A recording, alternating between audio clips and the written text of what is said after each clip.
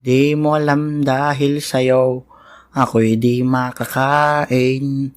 Hindi rin makatulog dahil masarap ang Sito Jane at ang MP at Red Horse. Hoy! Hoy! Gabing-gabi na, ano pang ginagawa mo dito sa labas? Nasa labas ka rin naman. O bakit? Tanod ako. Tambay ako. Isa ka rin para sa mga yon. Na nasa labas. Mismo. Kagaya mo. Huwag ganon. Binabalik mo sa akin eh. Ikaw, di mo ba alam na may curfew ngayon? Alam ko. Kaso... Ano na yun ulit? Nakalimutan ko? Bakit mo nakalimutan? May problema ba sa memorya mo? Lasing kasi ako. Bakit? Lasing ka rin? Aba, loko-loko to ah. Sumama ka nga sa akin. Bakit? Mag-shot tayo? Paparusahan kita, gunggong. Wow. Teka.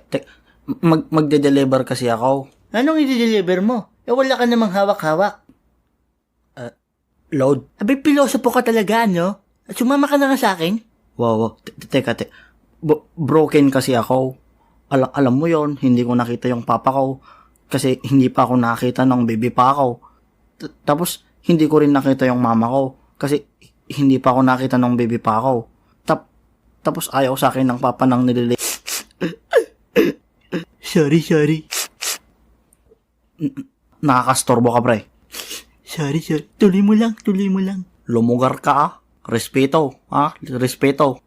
Sorry. Tuloy ko na, Tapos, ayaw sa akin ng papa ng nililigawan ko. Kasi wala daw akong trabaho. Pero, mabait naman ako. Tsaka pogi naman. Mabait naman ako. Tsaka may pera naman. Basta mabait ako. Alam mo, nakakaawa pala talaga yung storya mo. Sige na, pagbibigyan kita ngayon ha.